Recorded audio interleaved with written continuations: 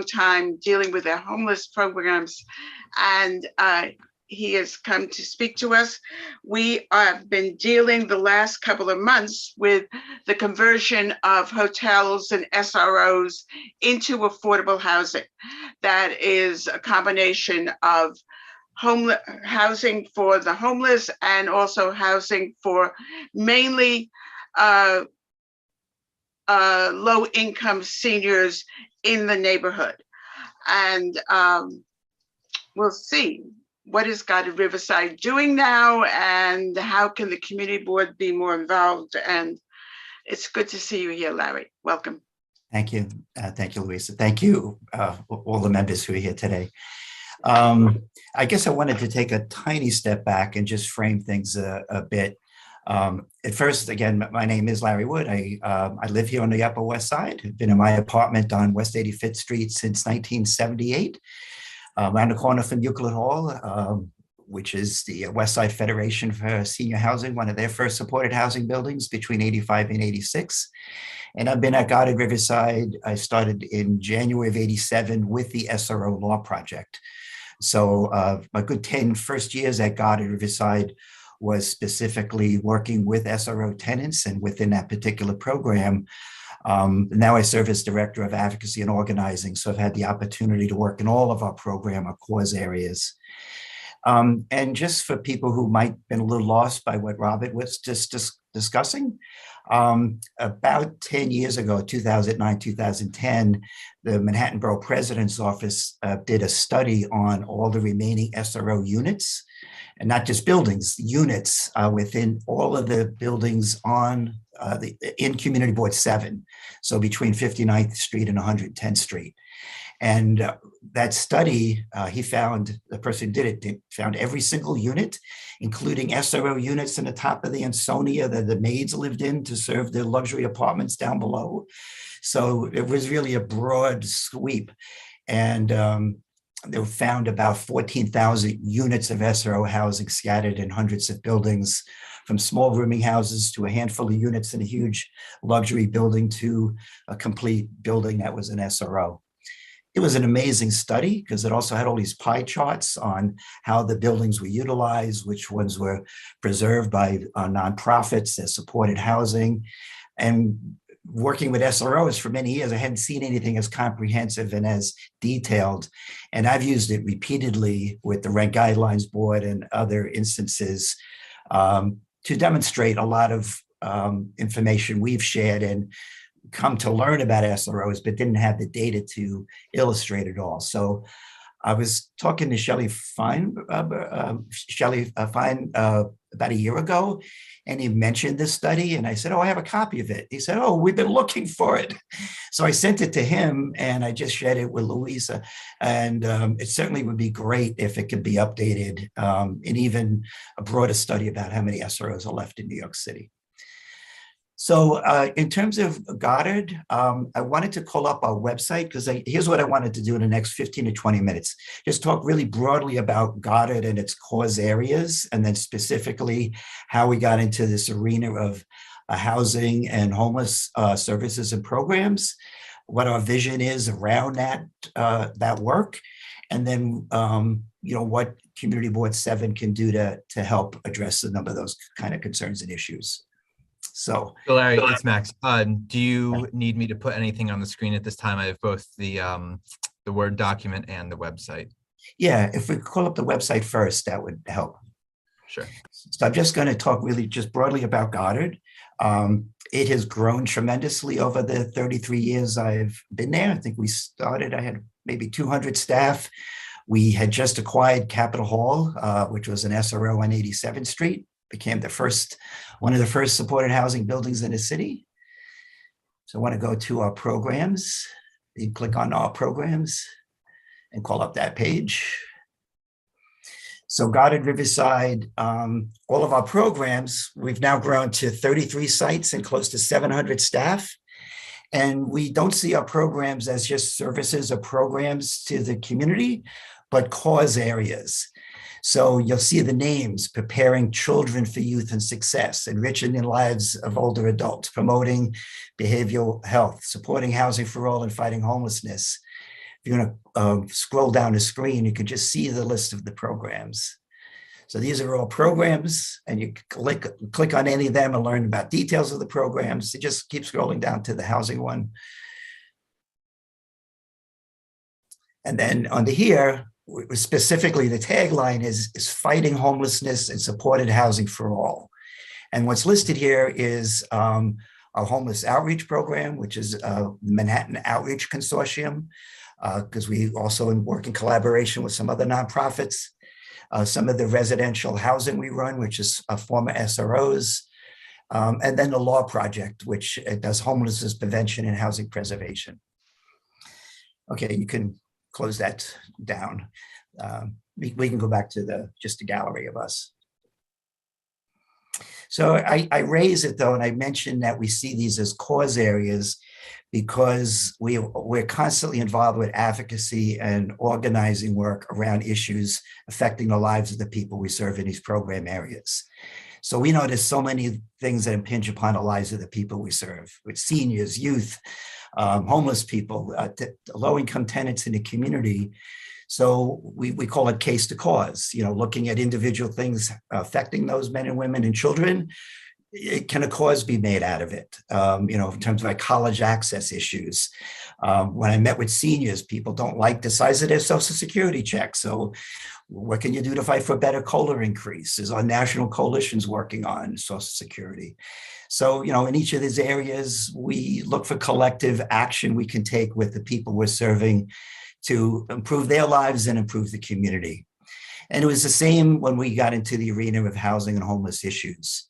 In the late 1970s, there was a lot of upheaval in the neighborhood about urban renewal and the displacement of people in order to build new the urban renewal buildings, the public housing and Lincoln Center and the other things that came in their wake. There was litigation around that and what would be built and not be built. At that same time, homelessness was growing because SROs, the city was encouraging the demolition and conversion of SROs throughout the 1970s. Just to give you a snapshot, we went from late 60s and 1970, it was close to 200,000 units. In 1986, when they did a study, the Blackburn report, there was 65,000 units of SRO housing left. So well over 2/3 of that stock was demolished over a 15-year period. It doesn't take a rocket scientist to figure out why homelessness grew and people were sleeping out on the Broadway Mall rather than in the SROs in the neighborhood. But Bernie Wall, the executive director at that time, saw these as opportunities to serve the communities in different ways. We opened up Project Reach Out in 1979 to do outreach to the chronically street homeless that were growing in the neighborhood. We were part of the SRO Tenants' Rights Coalition that advocated for the creation of a legal service office, and we opened up the SRO Law Project in 1981. And the important thing to remember about these, when Bernie opened up Project Reach Out, he said our goal was to close the program down because we didn't want to have the need to do homeless outreach. So our vision was not, how do we do homeless outreach and do it effectively? How do we approach that we don't need to do homeless outreach, that people don't languish on the streets? There is enough safe, affordable, appropriate housing so that people aren't homeless. So that's the vision we had for Project Reach Out, was how to close it down. And, in terms of housing for all, what do we mean by that and how do we get there? It's not just by preserving a few SROs, it's having a much bigger vision. And we're not the only ones that done it. Had this vision. People might be familiar with the Partnership for the Homeless. They just renamed themselves as the Partnership to End Homelessness, which is a much better name, I think. I've also served on boards of several nonprofits. I chair the board of a group called Housing Court Answers, formerly the Citywide Task Force on Housing Court. And I also served on the board of the Interfaith Assembly on Homelessness and Housing. And for their 20th anniversary, and I want to cue Max, if you can call up the next slide, or the one slide I have, the Interfaith Assembly had this idea. You mean the Word document? Word document, yeah. Okay, sounds good. For the 20th anniversary, we wanted to had the vision of how to end homelessness in New York City. It was called Building the Blessed City, Ending Chronic Homelessness in New York City. And we actually built a model house at City Hall Park with Habitat for Humanity and the folks in the construction industry. And when we brainstormed, how would we end homelessness in New York City? We came up with all these policy initiatives and goals that we thought would be necessary. And we grouped them into these categories: permanent housing production, homelessness prevention, human rights, emergency and support services, and that fourth category was employment and income support. Each of these policy areas became one of the four walls of this model house, and each wall was made up of policy planks. So these individual lines were policy planks on a wall. So we literally built a house at City Hall Park to frame out and model what our vision was for ending chronic homelessness. Some of these things were visionary that, wasn't on a radar screen, and other things were ripe for political action. So permanent housing production, calling for more supportive housing, and tax incentives by changing zoning laws, which wasn't happening back then, but we've been through a round of that during the de Blasio administration. Creating a national and a statewide trust fund. Those things have happened, they're not funded yet. Under homelessness prevention, code enforcement, maintaining the current housing stock we have now, preserving existing housing. So that's the Mitchell buildings, making sure NYCHA was preserved and our public housing was maintained. Early warning systems, legal assistance, calling for a right to counsel years ago was seen silly. I would lead a chant, what do we want? Lawyers. When do we want it now? People would laugh. Now we have a shortage of lawyers. There's not enough lawyers to appoint to all the eviction cases currently being brought because housing courts reopened and the floodgates for new evictions have reopened that because it's been closed for so long. So there's a lot of things that fall under homelessness prevention. It's preserving the existing housing, making sure people don't get pushed out of the housing they have now, and other assistance to keep people in their housing.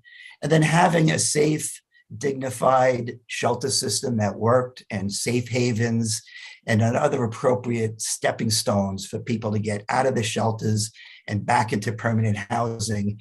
And that's very much being debated today. What are the rules to accessing housing?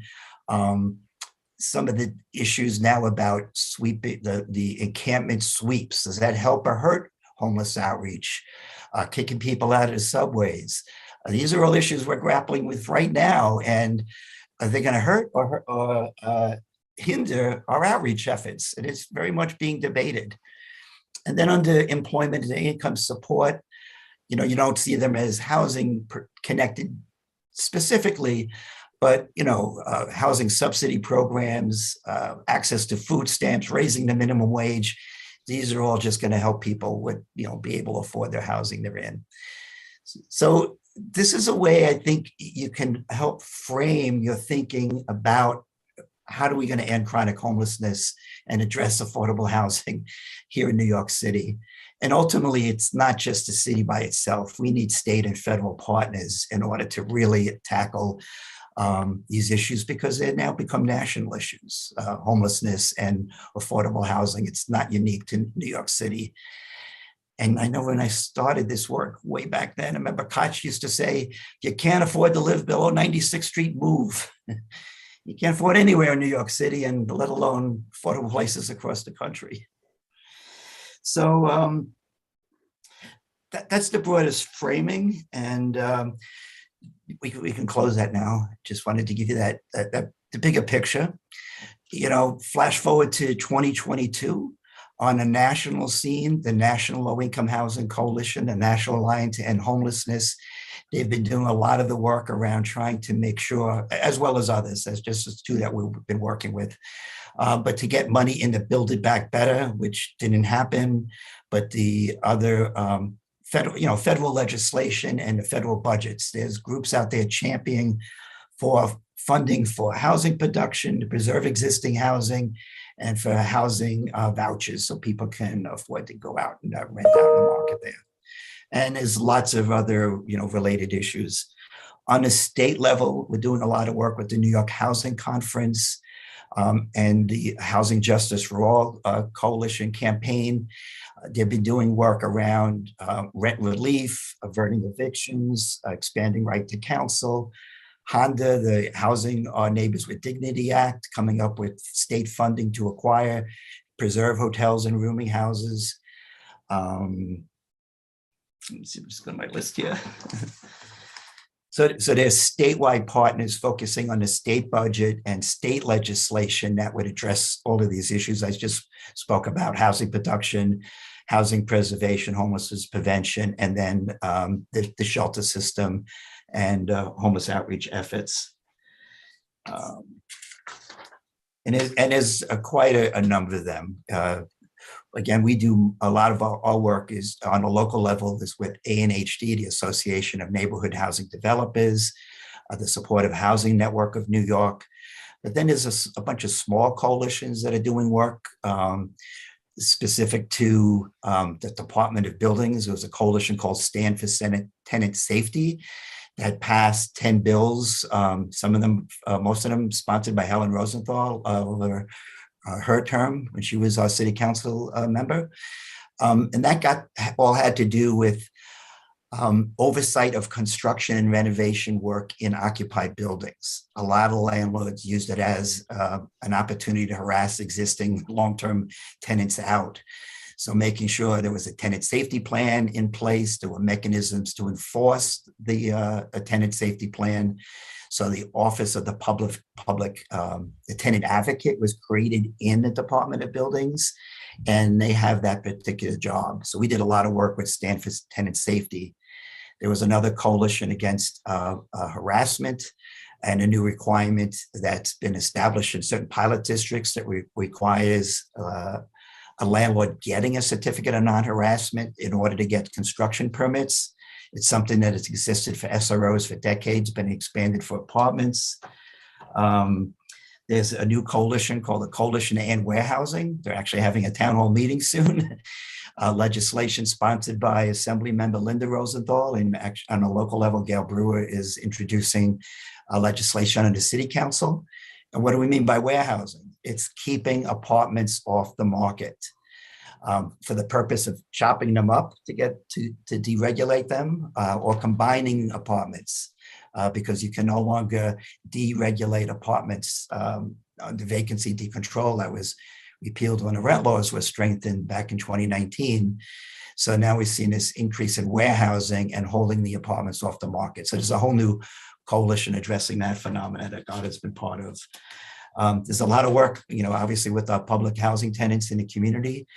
We're very concerned about preserving the existing stock we have, and concerned about, a couple of these different proposals and programs that the city has come up with to preserve them, and how hopeful they've been, and how engaged the community and the residents have been in them.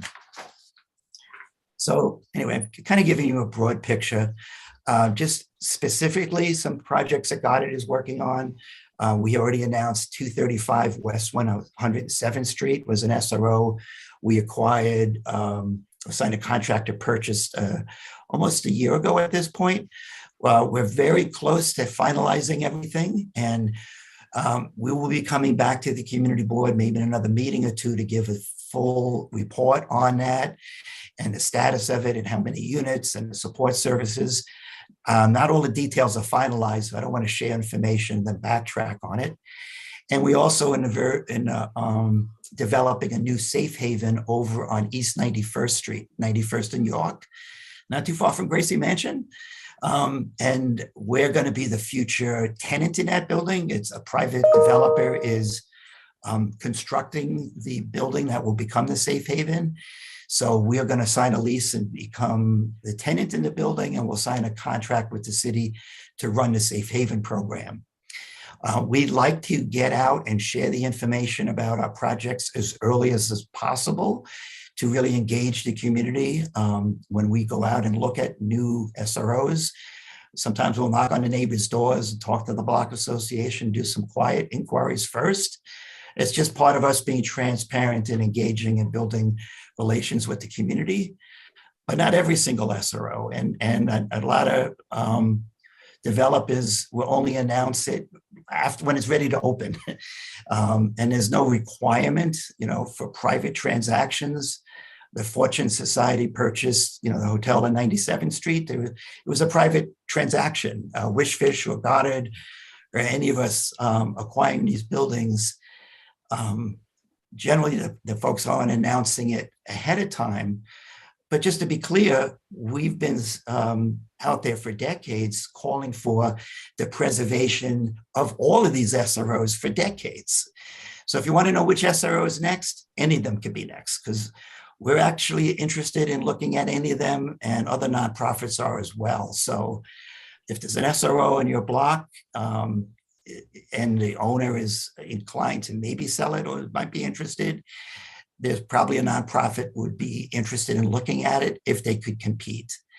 There had been a small window where a lot of hotels were closed, tourism dried up, and some of these buildings became available at prices that the nonprofits could potentially afford. But now that the market's rebounding, some of these are going to be priced right out of the marketplace in terms of preservation again. So let me close there. So I want to take some questions from the Housing Committee, and then I think probably be opened up to the community. I hope that was helpful. Thank you very much. It's really interesting to hear how long Guided Riverside has been involved with the community and how much they've done. I wanted to ask you, everybody is talking about these huge amounts, but quite unknown amounts of money that's coming from Washington to the state and to the city. And do you know anything about how it is planned to be funneled, or what kind of programs it would be going into? And are we talking housing programs? I have heard that there are certain amounts that are going to NYCHA, but I don't know yet how it would be used, and wondering if you do. Sure. Well, one is not enough money coming out of Washington. A lot of the money that was tied to pandemic relief, like all the rent relief money we spent. And the governor actually went back to the Biden administration and said, we need billions more. We got maybe $10 or $20 million more in terms of rent relief. It was just a drop in the bucket. So I know as part of the state budget deal, some of the billions of dollars that was in reserve, the governor's dedicated to rent relief. I think 800 million, I'm not 100% sure. But there's still estimates of something like $2 billion in unpaid rent owed. Is there going to be rent relief for those tenants and those owners? Are there going to be a lot of rent never paid and tens of thousands of evictions in the coming year? We don't know. In terms of housing production, not a lot of money's come out of Washington. Modest increases potentially in HUD's budget. It's not going to go very far. And it's not going to go far when you look at the capital need that NYCHA has. $40 billion. Getting $1 billion out of Washington is great, but that's a drop in the bucket compared to NYCHA's needs. So I wish there was more money, and I wish it was going toward preserving and producing more housing, because we desperately need it. So sorry, that's a good answer for you. So you're saying that basically what we have to do is depend upon nonprofits, what you're doing and what the other nonprofits are doing? Well, not strictly. There's a lot of ways to produce housing. We can build more public housing if there was a will and a mechanism. Haven't done that in a long time. We haven't done it in a long time, but there certainly can be done. We can subsidize and encourage a nonprofit sector, and we can, certainly encourage the private sector. Look at all the wonderful Mitchell Lamas that were built by subsidizing mortgages. So we're not wed to any one particular way, but we need money, resources to do it. Yeah. Robert? Yeah, hi, Larry. Yeah, thank you for that really terrific overview. Now, the mayor's new policy of taking the encampments off the streets, I can see it. I understand his position, and I see how he can leverage where he has jurisdiction, city agencies, NYCHA, and so-called jurisdiction. But what are your thoughts on the effect it would have on the private landlords, who we want to affect as much as we want to affect the public entities? You have any thoughts on that, Larry? Affecting private landlords? What do you mean? Yeah, well, forcing the, I see where he would force DHS to straighten out the shelter system so people will feel safe and have homes, get off the street sort of thing, and work with NYCHA to release some of those, because they've been warehousing too, release some of those apartments and accommodate the homeless more in areas where he has clear jurisdiction. But what about where we want an impact on we want to affect the private landlords, either to collaborate with the city to provide more housing for the homeless and that sort of thing. I don't see where they would feel the pressure necessarily. What, do you see that differently? Yeah, I don't see how sweeping the encampments would really play a factor in private developers incentivizing them to build housing or encouraging private landlords to stop warehousing. Yeah, everything would come with incentives. So forcing partnerships. So the private sector, whether development or non-developing landlords, if they hold several properties, are not going to do anything without help from the city. They've always gotten help from the city, tax abatements or whatever, give me more housing and sort of thing. You think, is that a scenario that one can expect to materialize in a relationship between the private landlords and the city? Since the mayor is going to be firm on this, I don't think he's going to go back on this policy. And I happen to agree with I'm confused. Well, I just think I see them as totally separate issues. And the city certainly needs to come up with incentives, whether it's zoning or subsidies or grants to spur and encourage new housing production. But that's separate. I mean, that's going to help the housing crisis and the affordable housing crisis for all manner of people, from the currently homeless to people who are doubled up, people who live paying 50% of their income to hang on to their apartment, or living with, 2 or 3 families living illegally in NYCHA housing. It's going to help everybody. The homeless, the encampment sweeps is a different issue. And, does that encourage the homeless to accept services? Is it that stick that's necessary to get people to go into a shelter? Does it undermine that type of outreach work when groups like God at Riverside and others are slowly trying to build a relationship and connect with somebody? Honestly, I don't know. I don't know the answers, but I know we have to ask these questions. And I know our outreach staff are really concerned about the impact it could have. Certainly, I understand people's concerns about safety or the perceived threats, whether it's a real threat or not. I mean, it's a real concern having a homeless encampment out there. But how do we properly dismantle them so that people don't feel like they need to live in an encampment to feel safe or to feel sheltered? I mean, that's really what we got to be thinking about. So I know our outreach staff, they were actually working on an editorial, and others are really looking at this, and we really got to collect the data and the research and figure out what really helps and what's effective. When we opened up Project Reach Out in 1979, there's a lot of different techniques we utilized over many years, and we've looked at models that's really helped.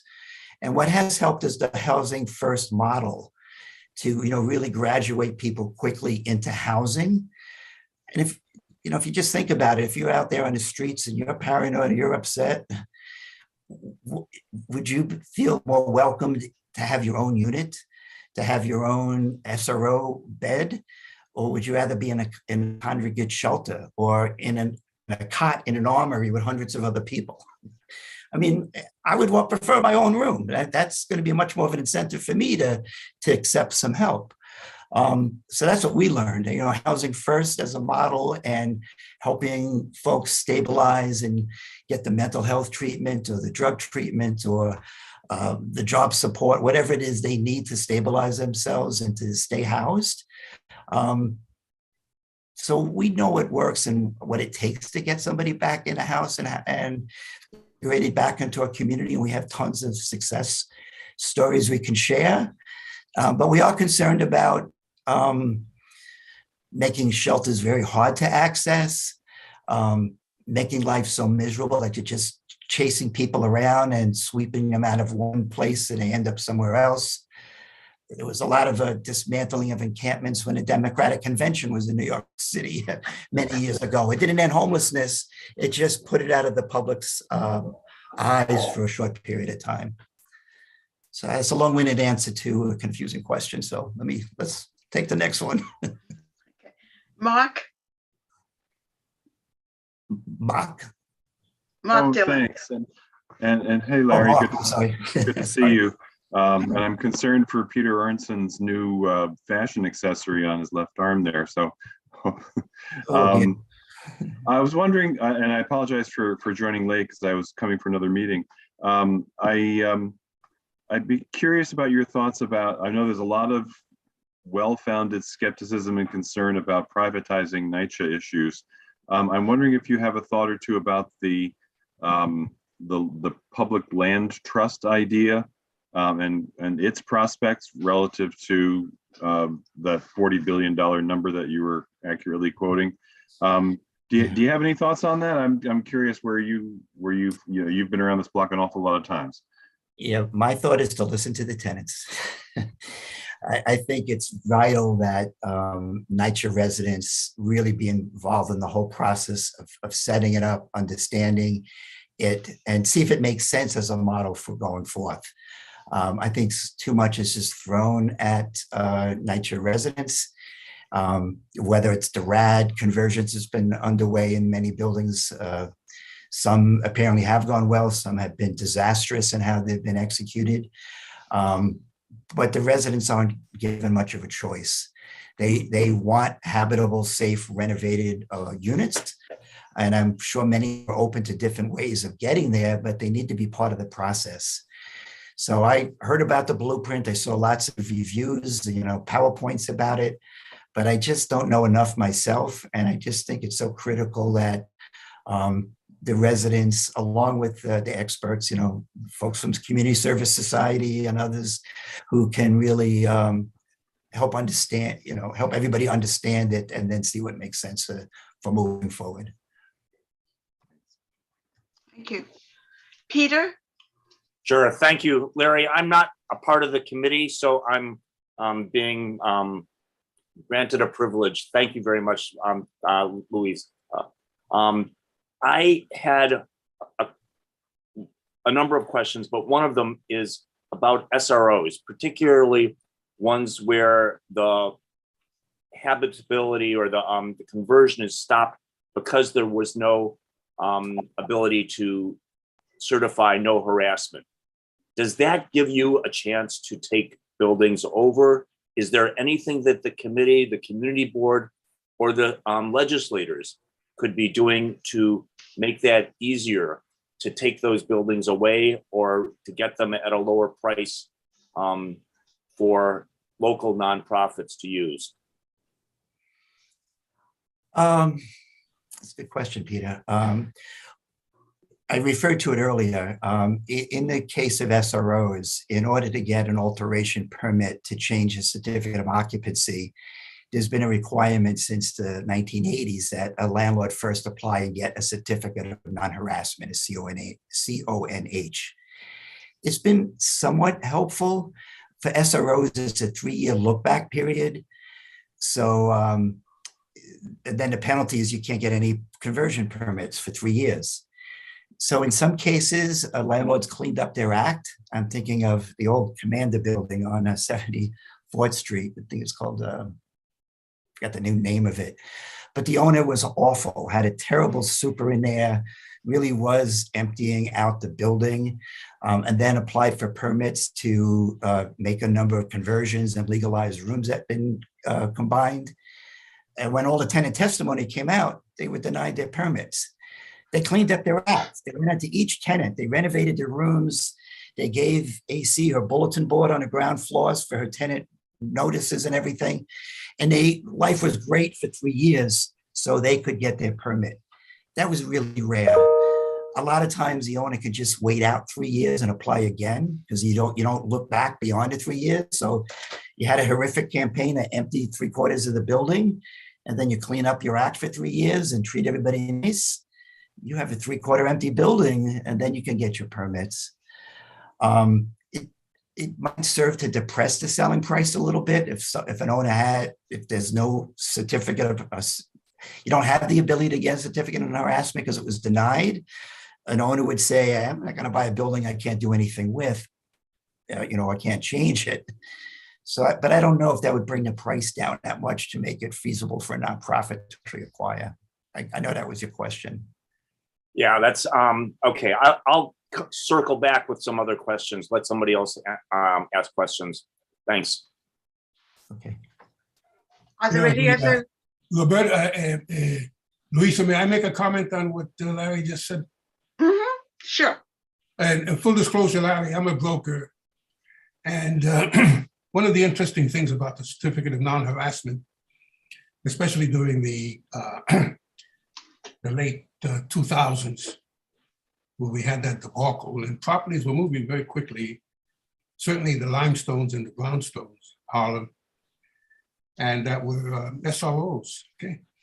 And the instrument, very often under the advice of tenant advocates, where the tenant held out and was kind of blackmailing the landlord that you pay me to leave and I'll be right out of here. But we're not talking about $5,000, $10,000. We're talking about $30,000, $60,000. And the landlord, the buyer with deep pockets, if they're buying a cluster of properties, had the money. So they would give them 30 up to 50, depending on the property. Some of these properties are so gorgeous, okay? That, you know that these properties, by the time they're purchased, they're sold already. They're either resold or, packaged and renovated somewhat and sold again, where everybody makes a lot of money, including the tenant that had occupied this SRO for 20, 30 years, very happily. And so it's just it's kind of an insight, a nuance to the whole certificate of non-harassment. And it was a tool used by people, and you get your $50,000 and you could wind up in a nicer place, but much nicer place. Actually, Robert, it's interesting to say that because I never saw it as ransom. I see you were being paid to give up your home. You're making a big sacrifice by relinquishing your right to a rent stabilized unit on the Upper West Side. I would tell people, I knew somebody took $1,500. I said, it's a down payment on homelessness. What is $30,000 or $40,000 going to buy you in terms of replacement housing in this community? Can you rent a place for a year on that money? A market rate apartment? Even a $50,000, $100,000 sounds like big dollars. I knew some tenants that got out of Riverside Studios on the end of 70s for First Street. There were 3 SROs, 342, 346, and 350. The landlord bought out, harassed out 2 of those buildings, the 346 and the 350. Some of those tenants got some good money. It didn't last very long. And they're like, Larry, I can't afford Manhattan. I can't afford to live here anymore. So yeah, well, you had a home and you sold it for some short-term gain, and now you don't have housing. So it's not a ransom. If somebody's buying your house, your home.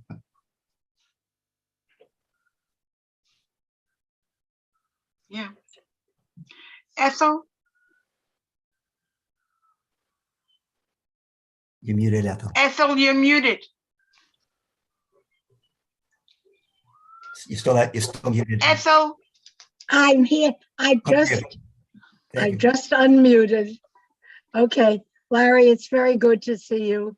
And I remember years ago working together with you, and when I wrote and did all the big studies of SROs on the Upper West Side and worked with Goddard and many others. In fact, just want to tell you quickly, and I'm going to ask 2 or 3 things, but fast. There was a time when the New York Community Trust decided to really do a study on people living in the streets and to see what was successful and what wasn't, and how could we know. And so they chose Goddard Riverside and its work, Lenox Hill Neighborhood Association, and then the Grand Central Partnership. And at the time, they funded this. And so I and others were involved in the project and went around so that we could see for ourselves how reach out occurred. And Goddard Riverside was always there as being the most difficult and the most effective and the difficulty. But one of the things I always remember was going with the 24th precinct into the railroad tunnels in Riverside Park, where hundreds and hundreds and hundreds of people were living. And that was extreme, but the one thing that I saw just stayed with me forever as part of that you got to use some of these kinds of things, and that was the police, who had been trained themselves to approach homeless people, at least began, it's ridiculous to say, a communication process rather than we're getting you out. Did it work for everybody? No, but we then developed a report to see what did work and what didn't. Okay, right. That was, and I remembered working with you and Goddard. But just I have choose one of these, because each thing I'm going to ask quickly is controversial and up for grabs and a lot of conflict. Okay. One, excuse me, is the proposal that has come from Regional Plan Association, from others, many others, some of which is being implemented, I think, in Board 8, which is taking some land actually in where there's been parking and other things in NYCHA housing and selling that land to private developers in order to provide housing, a good part of it market, not high market, but nevertheless market, to bring more housing there, but in so doing, changing physically the configuration of most NYCHA housing in New York City and elsewhere. Because remember, when NYCHA began to build, it was very much the suburban model. No right. Stores, but parking and space and so on, and 10 floors, 12 floors, and so on. That model in urban planning, I'm not saying this is, I'm not advocating any of it, but what is looked at now and is sometimes remedied, and I think Community Service Society has even weighed in, that, hey, we've got the NYCHA housing, there's a lot of people living there, and there's a lot of parking and grass and good places, but you know what? It isn't the urban model. We could do away, people shouldn't have cars. We ought to be able to build on some of that land and have retail and so, and change the way it's going, it looks. That's big number one. Quick number two, and you choose, or anybody, is what this board, it's not going anyplace so far, says Ethel, but that is the so-called Public Safety Task Force. But one of the things that a few of us interviewed some of the police commanders in our neighborhood, and one of them, when we said, what about, I mean, people are complaining and there's people on the streets homeless, and are they harassing people? But in any case, why are they there?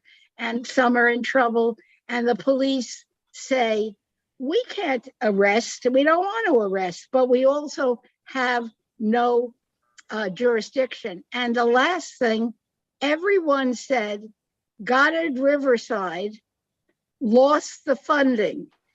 The city is no longer funding outreach so that the police and Goddard could at least go together and work together to refer these people. I'm giving you two different major issues, one much lower, but I just would wonder if you would care to comment on any one, because it's very much part of the dialogue, but not necessarily something that we're looking to solutions that are good enough. Well, I have quick answers, I guess. You know, Good. the first item was also known as infill project or infill. That's program. right, exactly.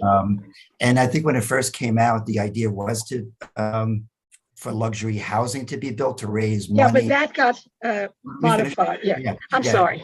It was to raise capital money that would then go to repairing buildings. Right.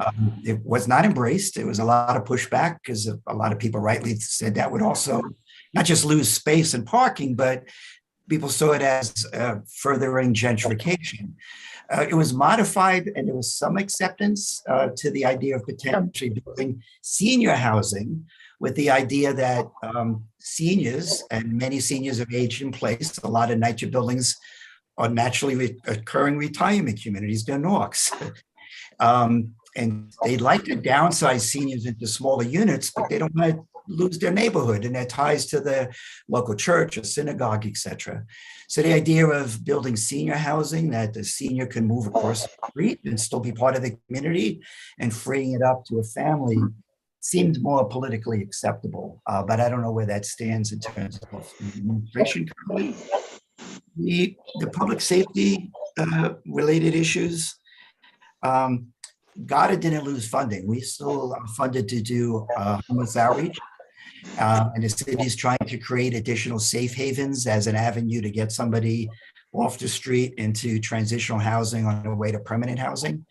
But we did lose a relationship with the police. Yes. There were specific police that did have training and would on occasion work with our outreach teams when it was appropriate and necessary. There was communications. And I guess after the protests around Black Lives Matter and all sorts of things, there was a pulling back and a defunding, or not defunding is not the right word. There was an ending of many police programs or initiatives that they formerly did, activities in the schools, working with the homeless outreach teams that they just took a step back from, and we don't work with them in the same way. There was really good officers here at the 20th and 24th precinct that we had really good ties with. And it was just like, we don't do that anymore. You're on your own in terms of outreach. So I don't think it's a good thing. I think we should have good open lines of communication with the police, and where appropriate, we do need to work together on occasions. But generally, they really preferred having us take the lead and engaging somebody who needed help, because they knew we had the training in the background, and we preferred it that way as well. Thank you. And that's a good, that ought to be revived, the better collaboration between the police and all here in Board 7. Communications and collaboration is always better. Yeah. Thank you, Larry. Max, is anyone from the public who would like to speak? I think Cynthia. Absolutely. I will give her the prompt now so she can. And then after that, I see someone named Sean. Cynthia, you should be good now. Hey, Hi, Cynthia. can you hear me? Yeah. Larry, How you as doing? always, hey, I want to thank you for saying once again to this board that they need to speak to NYCHA residents, as they refuse to ask us questions that they're asking you. And this continues to happen over and over again. You are a housing committee. If you want to know what's happening at NYCHA, why is it so hard for you guys to reach out for us? Why is it so hard for you guys to do your homework and know how much money has been allocated to NYCHA? Why are you making assumptions that NYCHA is warehousing apartments without knowing that NYCHA has no money to fix apartments? I have 28 vacant apartments in the brownstones that have all been assigned to people from the homeless list in the shelters, but they can't put them in because there's no money. And since I shouldn't have to do your homework, the state allocated zero money to NYCHA. But as a last ditch effort at 2 a.m. on Sunday morning, they gave us $350 million for all 400,000 plus residents. It costs $500,000 to replace a water tank. How far do you think $350 million is going to go? It doesn't go anywhere. But again, the housing committee needs to step their game up. You guys have been too lackadaisical for over a year now. They took over Wise Towers. You guys did not support Wise Towers at all. You dropped the ball. You have a public housing supposedly task force that was so busy commenting about how great RAD was in Cambridge, rather than look in your own backyard and let them destroy the playground that was under landmark status. You let them destroy it because you dropped the ball and you didn't do your work and you don't communicate with us. So while you want to sit here and ask Larry all these great questions, I appreciate Larry for once again reverting all of you back to us that you refuse to communicate with. Pick your game up. Stop talking amongst yourself. Stop making this board about reminiscing what happened in the past and people in the trains and this, that, and the other, and start asking us, and we'll tell you exactly why our apartments aren't getting done and how much money was allocated. We know better than Goddard does. Okay, you had all these comments to make about the Fortune Society coming in, but nobody trashes Goddard. Nobody trashes Wishfish. Step your game up. I yield back. Thank you.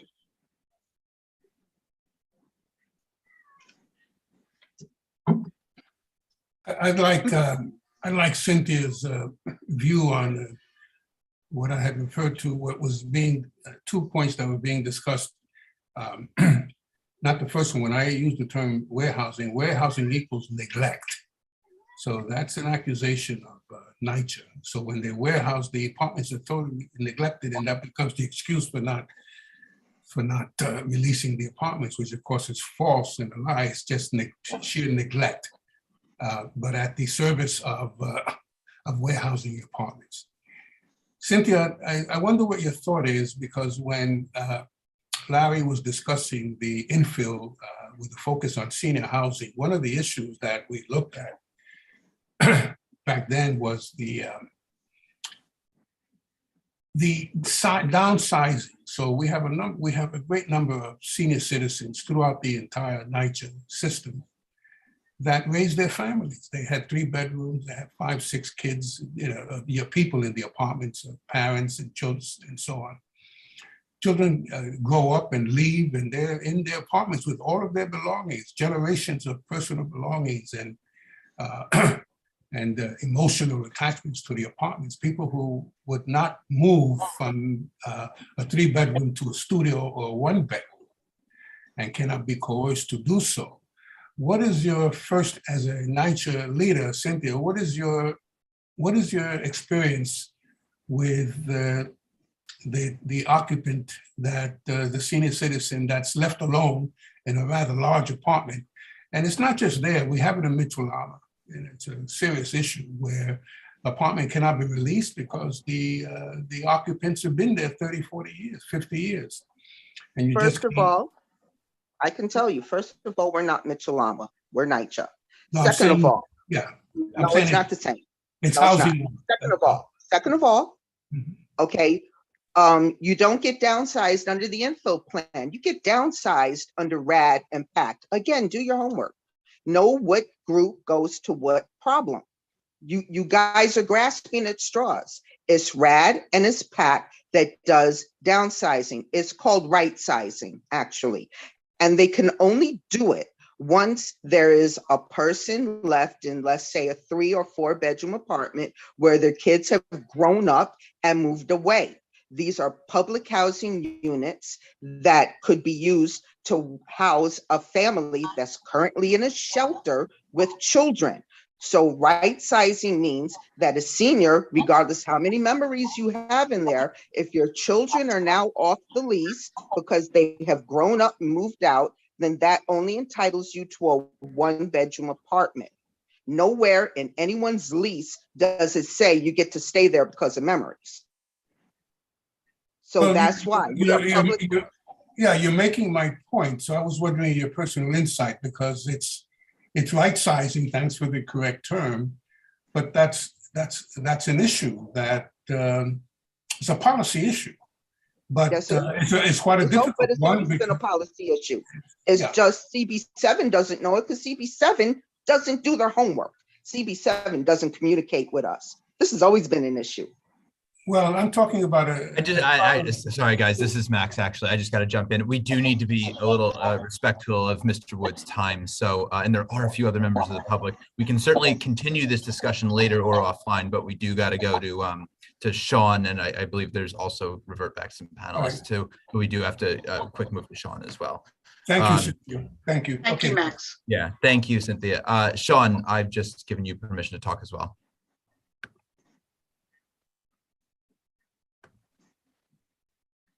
We'll try again. Sean, just click the prompt if you're It's there. muted. Sean, you're muted. You have to unmute yourself. Well, while we're waiting for Sean, feel free to jump in whenever you get a chance. We can go quickly to Peter. Real good. Thanks. Larry, the outreach team has run into some problems where people have not been able to get rooms that were brought in from the street. Is there anything that is particularly helpful with getting more rooms available? We've had a couple of instances where people have been told that there was no place for them to go, and was curious what types of things might be helpful.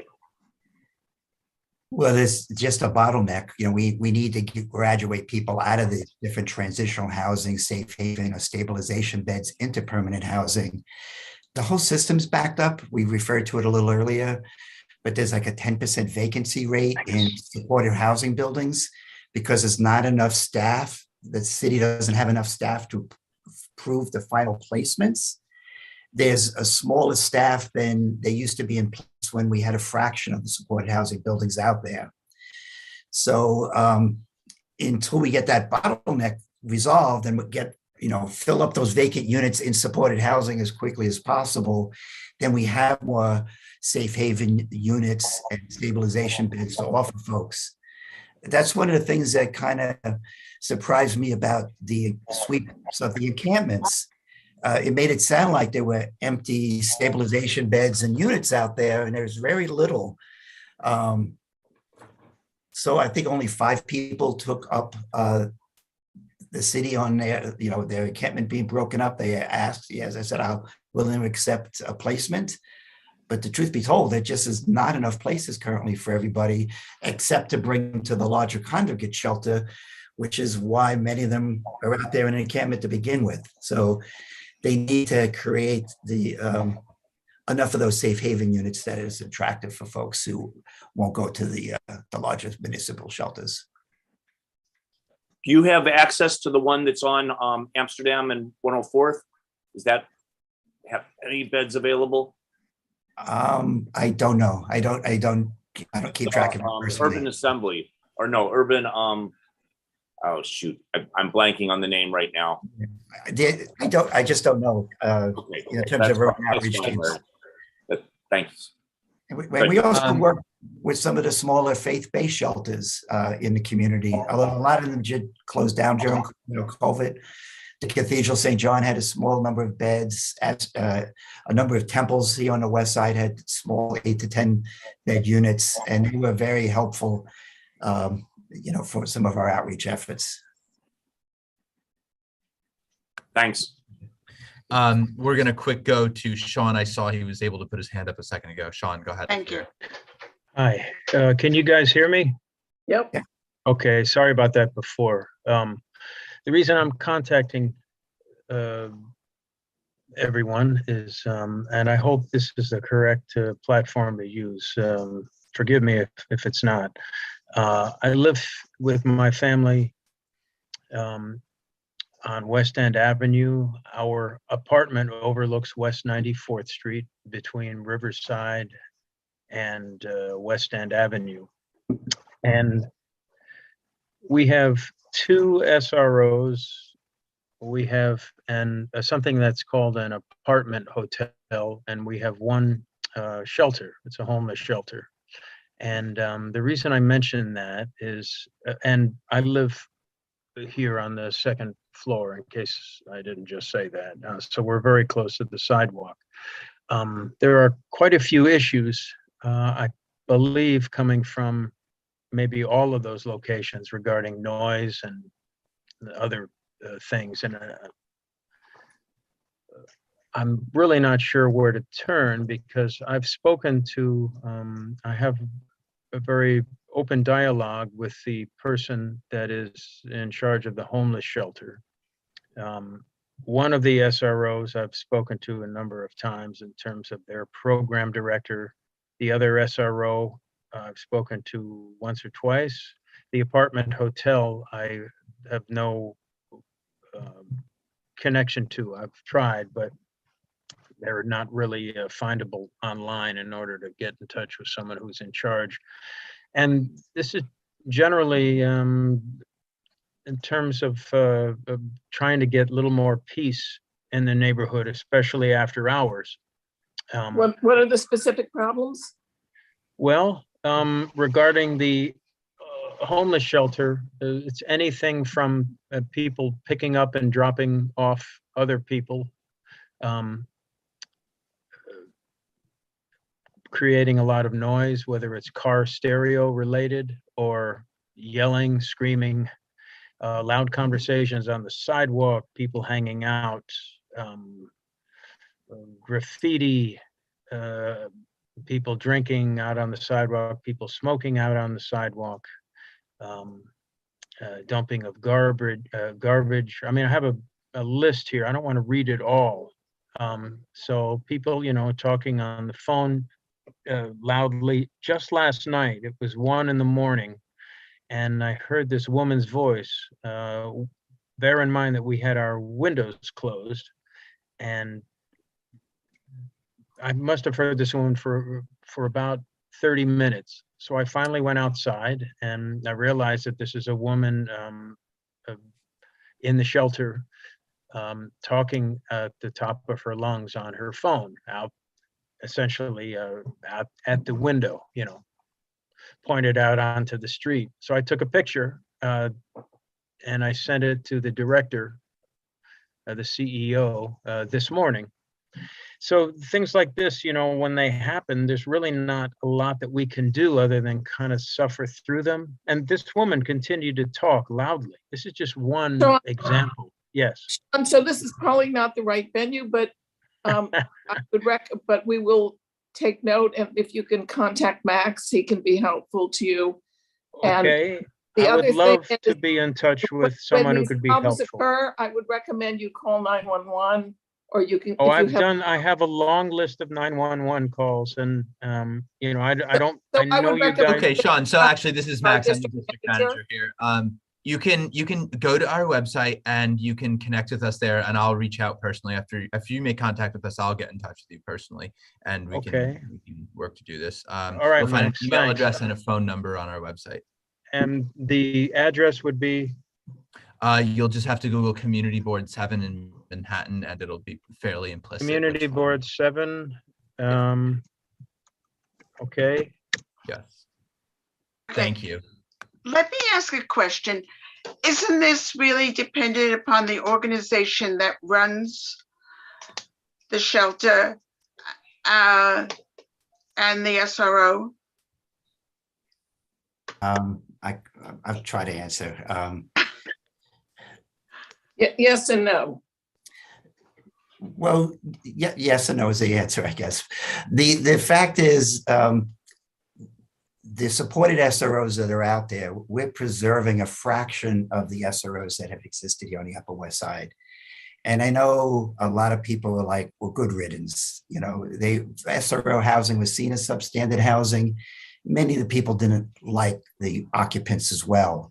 And the fact that many SROs closed up and were gone from the Upper West Side, there was certainly a lot of people who shared that and were not shedding a tear that we've lost so much of this housing. I think it's really important that we have an economic and culturally diverse community. And preserving affordable housing has been part of our mission here at Goddard for decades.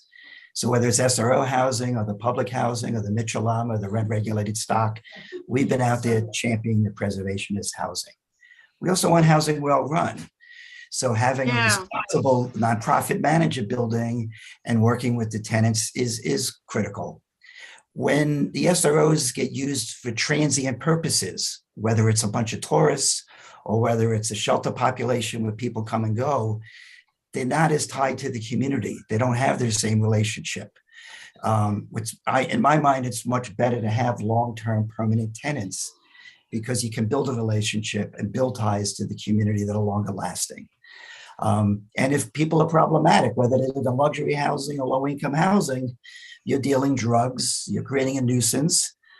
You know, there were ramifications for that. And, you know, whoever the landlord is, you know, somebody running a luxury co-op, you know, or somebody running a supported SRO, you know, you got to make sure your residents are abiding by the law and not messing up the neighborhood. So having a good neighbor policy, we go over that with people in our housing. We hold people accountable as appropriate, and because they're members of our community and we want them to stay. So some people talk about, you know, we don't want to preserve another SRO. There's too many of them around. We have enough of those facilities. They're not facilities. They're permanent housing that's always existed here. And we're preserving a fraction of them that were formerly here. So I don't think there's too many. We don't have enough. And if we had enough, we wouldn't have homelessness in the city. So we need more. Okay, thank you. And we go to Roberta next. I see we are running a little short on time. Go ahead, Roberta. Larry, hi. So a couple of things. I've enjoyed working with you for so many years, and it's such a pleasure that you're still involved. For our district needs statement, we're looking at the fiscal year 2023, I believe. And one of the things we've asked for is a shelter for people who are homeless, who need the stepping stone, the stepping stone. And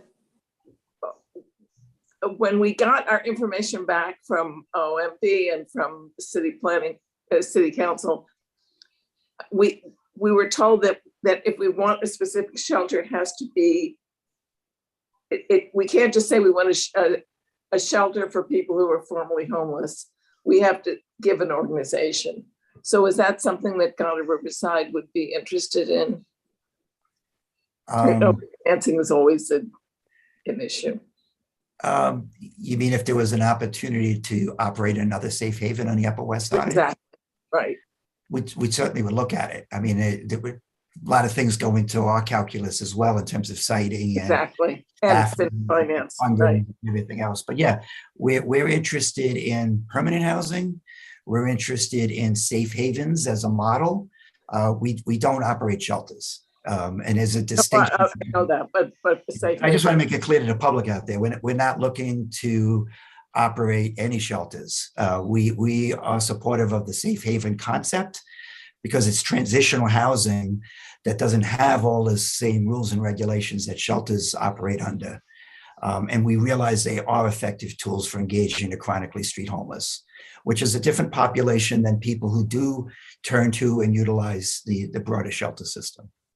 So I hope at some point we can engage with you and the housing committee to look at the kinds of things that maybe we can put in our district needs statement for the 2023 fiscal. Thank you. Thank you. Okay, Max, there's an Edward Amador, I think. Yes, I was just texting him. That's actually Eddie from Gail's office. Eddie, if you're there, I will promote you, although he said he might have to hop. Are you there, Eddie? Hey, good evening, everyone. It was just a small question. And Larry, I want to reach out to you separately just to introduce myself, but I was wondering, aside from like the DSS, HRA, DHS shortages that are slowing down the ability to process cases, are you seeing also shortages because of like DOB and FDNY type approvals? Because we're seeing that with some small businesses in the community. I haven't studied that or haven't heard that much about on that end of things. But the other obstacles in terms of developing and converting any SROs or hotels, there are other zoning and regulatory obstacles that have to be addressed on the city and state level. When Mayor Adams, as a candidate, said he wanted to see 25,000 units of supported housing developed, a lot of advocates thought, well, that would be great. A lot of us thought, that ain't going to be easy. There's a lot of impediments to doing that, let alone having the capital money needed. So the Hondura Act, the Housing on Neighbors and Dignity Act, there are some reforms to that currently pending in Albany. I don't know them all specifically, but they have to do with some zoning and use groups and related regulations.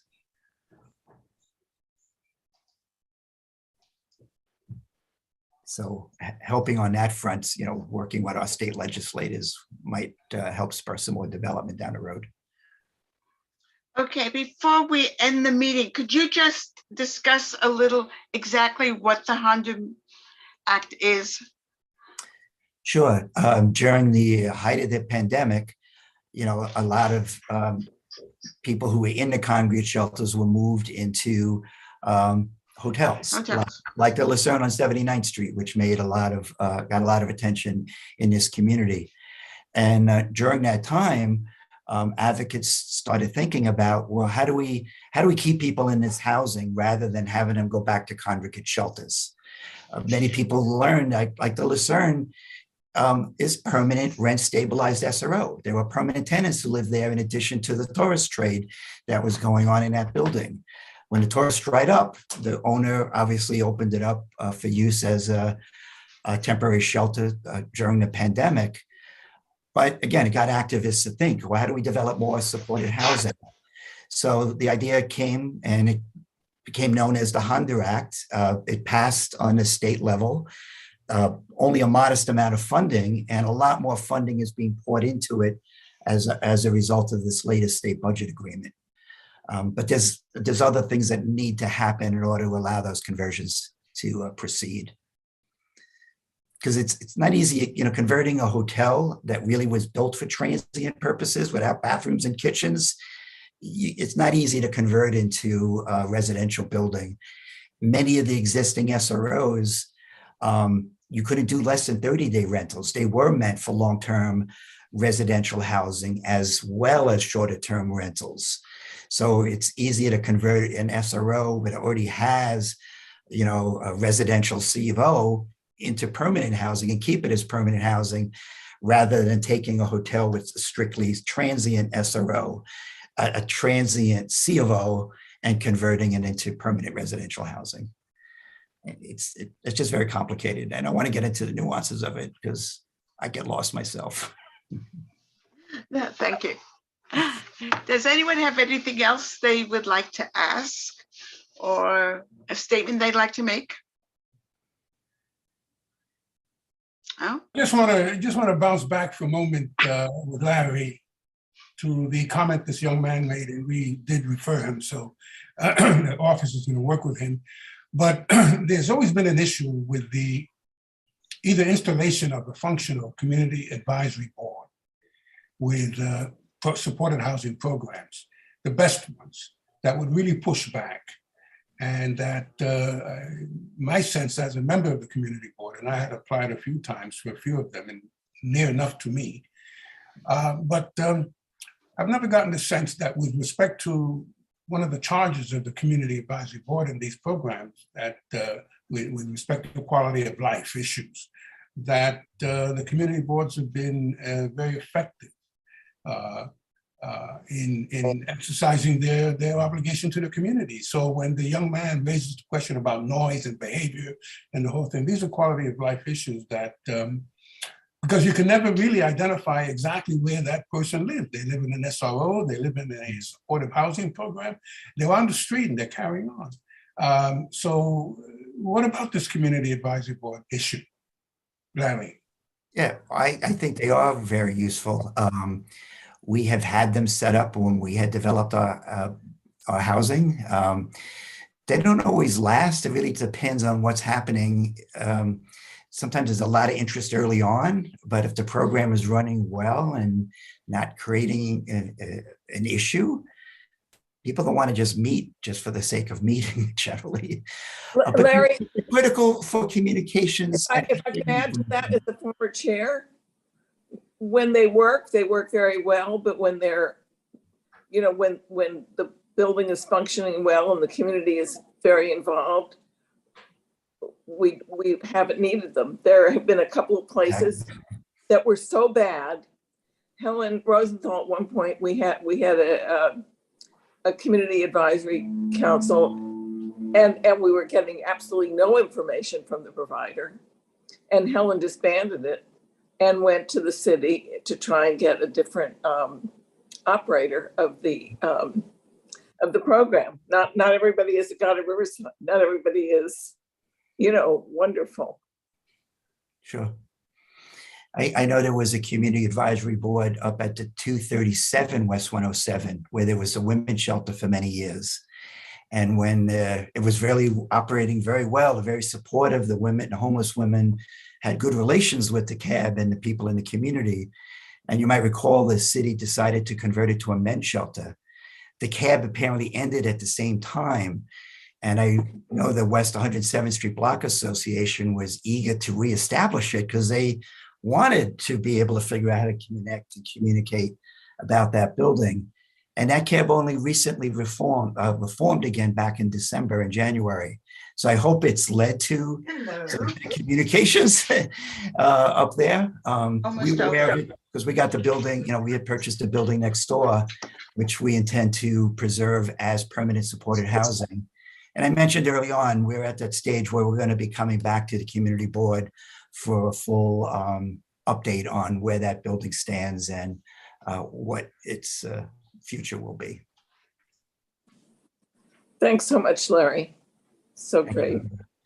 Thank you for inviting me on behalf of God of Riverside, and look forward for more opportunities to share our work with you. Terrific. Just what, Paul, you had your hand up? I wanted to ask Sean, who spoke before, is there a security camera in front of his building? I believe in security cameras, and I think there should be more of them on the Upper West Side. He's not here anymore, so.